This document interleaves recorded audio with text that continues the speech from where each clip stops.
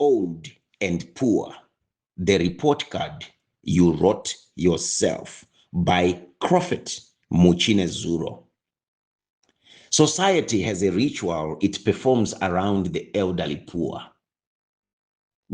Being old is one thing, but being old and poor is another.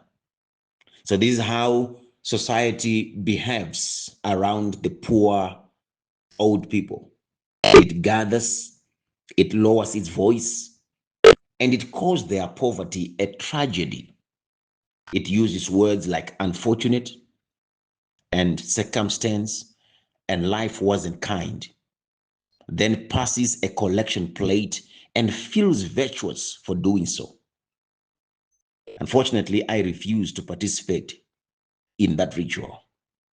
But before we go further and before you get angry, there are two things that must be said clearly, and I need you to hear both of them before we delve deeper. Firstly, this message is not an attack on poor old people. Poverty is not a moral failing in the abstract. And the person who's old and struggling is definitely not your enemy and is not being mocked or attacked here. Those people are, in most cases, people who simply never received this conversation when it could still change something. Which brings me to the second point, and this is important.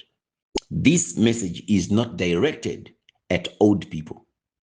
So if you're already 60 and already poor, I am honestly not sure there is enough runway left to make this message matter the way it needs to. So this is not for you. This message is for the young person, the one who is still energetic, still earning, still building, or still wasting time pretending they will build later. This is an alarm. And here's why the alarm is necessary. The poor elderly people in your neighborhood will never host a seminar on how to be poor or how to fail. They will never gather the youth, stand at a podium, and walk you through every decision that produced their outcome. That seminar, my friend, will never happen. So you are left with two choices. Either you study their lives quietly and extract the lessons yourself, or you can choose to ignore them entirely and repeat their story on a future date. This message is that seminar.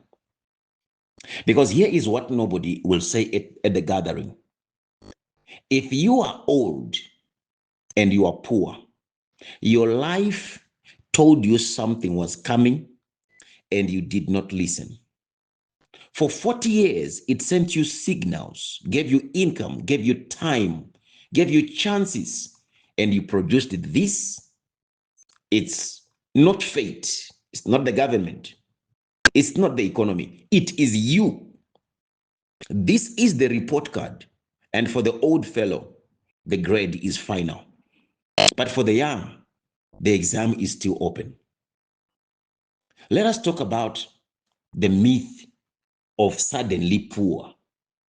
Listen, friend, no one wakes up at 65 and discovers they are broke. That is not how this works. Poverty at old age is not an event. It is the accumulated weight of 10,000 small decisions made daily across 4 decades, finally settling on your chest all at once. You didn't suddenly become poor. You arrived where you are on schedule. Think about the timeline. You were 22 with your first income. You were 30 with more responsibility and probably more money.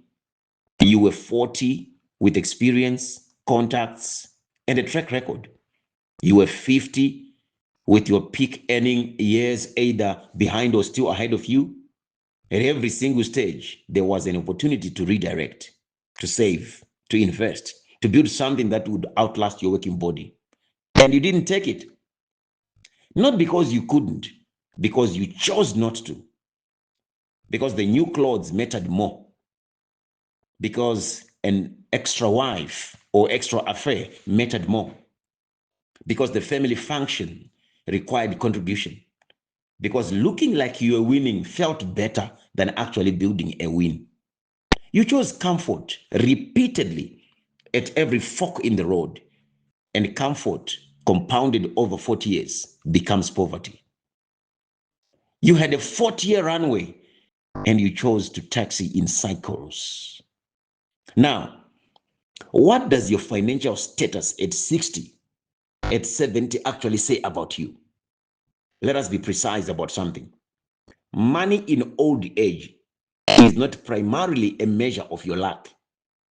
It is a lagging indicator of your character. It tells us that you lacked discipline. Discipline is simply the habit of saying no to your present self on behalf of your future self. I repeat that. Discipline simply is the habit of saying no to your present self on behalf of your future self. So every month you saved nothing and you were saying, I matter more today than I will matter tomorrow. So every impulse purchase you took, every unnecessary upgrade, every performance of status you could not afford, these were not just financial decisions, they were character decisions, and they compounded.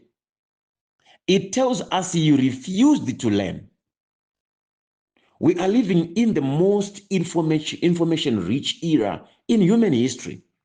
Financial literacy was never more accessible. Books were available, seminars taught, the radio discussed it, and yet you remained deliberately and stubbornly ignorant about how money actually works.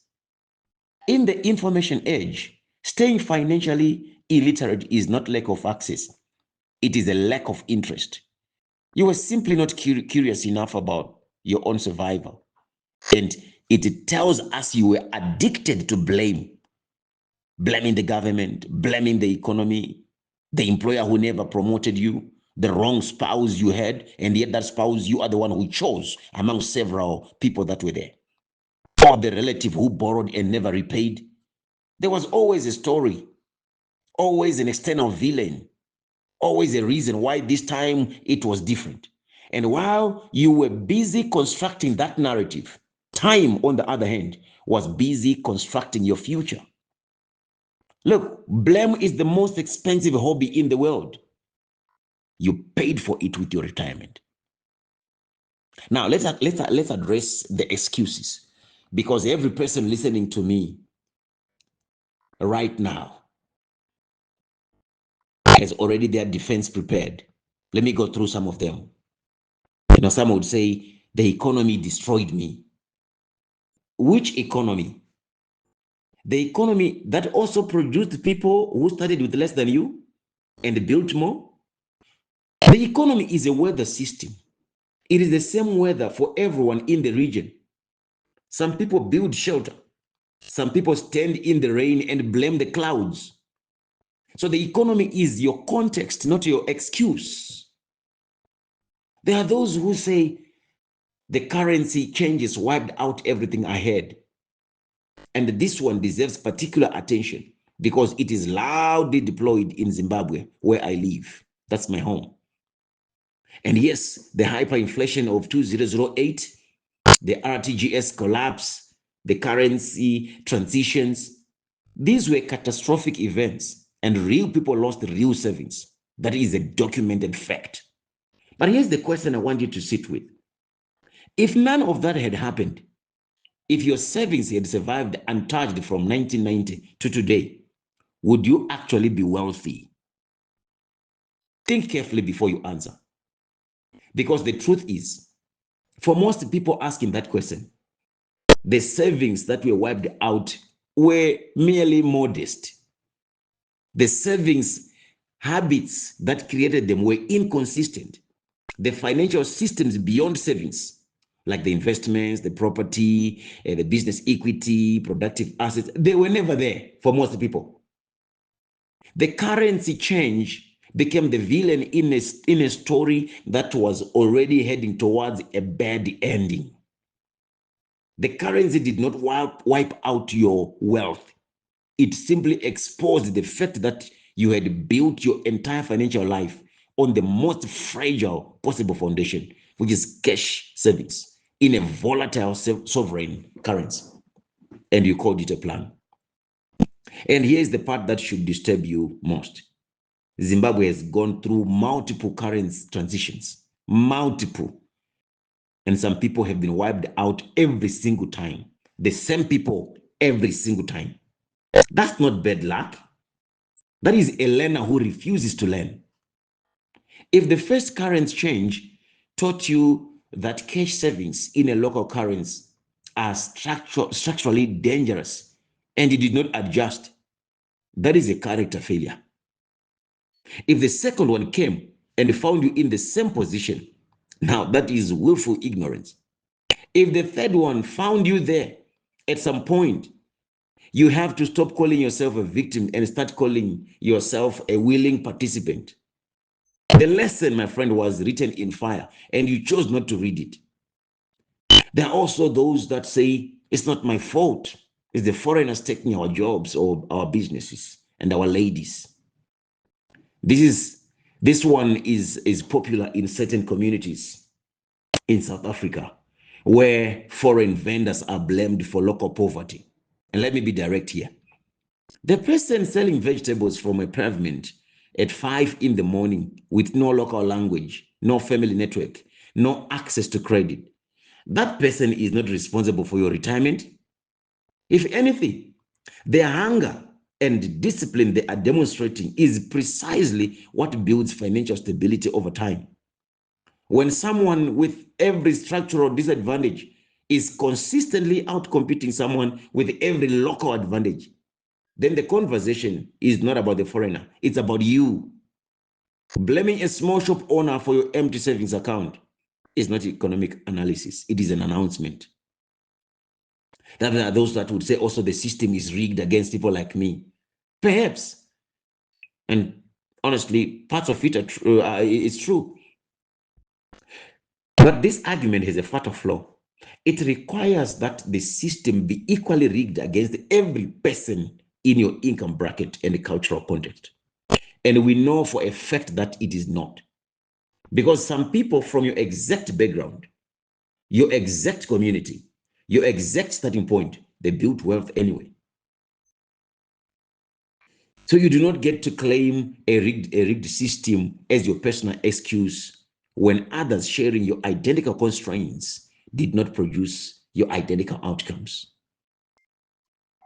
And there is a dimension of this conversation that is almost never spoken aloud because it is considered cruel. But I'm going to speak it anyway.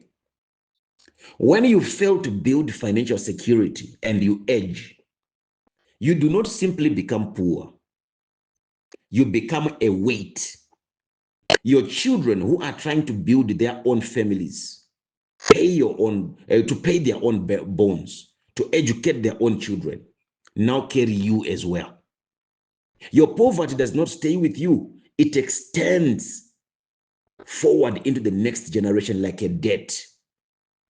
And you call it family, call it whatever you want. Some people call it African values or Ubuntu. But let us be precise. What you are doing is extracting resources from people who are trying to build the future you never built. You are making their climb harder because you did not do your own climb. And that is not culture. That is a transfer of financial consequence from one generation to the next, dressed up in a language that prevents criticism. The most loving thing you can do for your children is to not need them in the way you are going to need them.